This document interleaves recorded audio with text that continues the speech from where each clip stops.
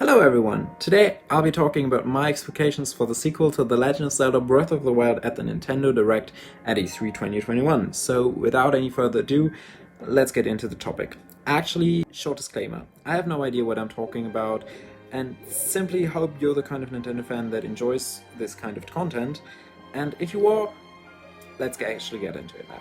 First of all, I'm pretty sure that this game will not be the main focus of the event like it was when Breath of the Wild was first announced. I mean, that game totally dominated Nintendo's E3 presence that year, and since they haven't even announced their showcase will feature the game, I don't think it'll take up a large part of it. But since Aonuma has been promising us news about the game for a very long time now, I am very sure that we will probably get a new trailer, probably a title, and maybe even a release window. But what kind of spot the game will take this year's E3, I think it'll be like one of those one more thing things in the end of the presentation. I think they'll show us a lot of stuff that we don't really care about, some stuff we do care about, maybe even one or two games that are highly anticipated. I mean, we haven't heard anything about Metroid 4 since its development was announced a very long time ago. So maybe that's going to be featured. But I think that the sequel to The Legend of Zelda Breath of the Wild will be taking the spot at the end of the video presentation, with Aonuma showing his face to end the show, telling us about what we just saw, as he sometimes likes to do, and give us some more information about the game, but nothing of much gravity, which gravity is actually a perfect segue into the next part of the video, which is what we will actually see of the game. So, what will the game look like? Of course, we have seen the old map of Hyrule at the end of the first announcement trailer for the game, so the big question is how will the overworld change and how will the game offer a new perspective on the map? Obviously, the most drastic change will be that the game takes place after the events of Breath of the Wild, so the impact of Calamity Ganon will not be visible in the landscape anymore.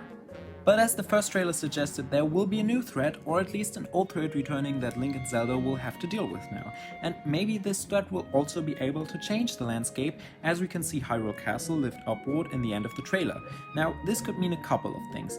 As I suggested, it might be an act of the new villain, which looks like Ganon's human form Ganondorf, but, and I haven't really seen this possibility discussed online, it might also be a new form of Sheikah technology underneath the castle. As this scene from the trailer reminds me of the scene in Breath of the Wild when Link first activates the Sheikah towers and has them all rising up from the ground. And we already know that there is Sheikah technology underneath the castle because, well, we fought Ganon there in Breath of the Wild. What this could mean for the game, I have no idea, but I'm pretty sure it would be interesting to explore.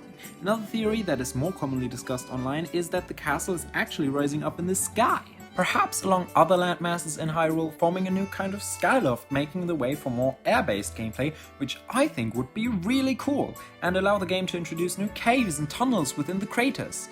But I don't know, maybe Nintendo will also go a completely different way and build a new overworld, or at least add a whole lot of new things to the overworld.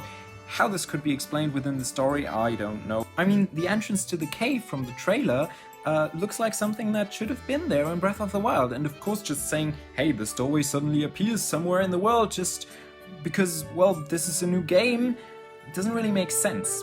Maybe it will be found somewhere beneath the rebuilt Hyrule Castle, as the castle from Breath of the Wild has a lot of crashed corridors and just big parts of it that are inaccessible and could offer new ways to new adventures. But what do you think? How will the game look like? How will it be shown off at E3? And most importantly, when will we finally get to play it? Write your thoughts down in the comments below and do like the video if it was a waste of time, worth your time. I hope you're having a great day and we'll be signing off now. Goodbye.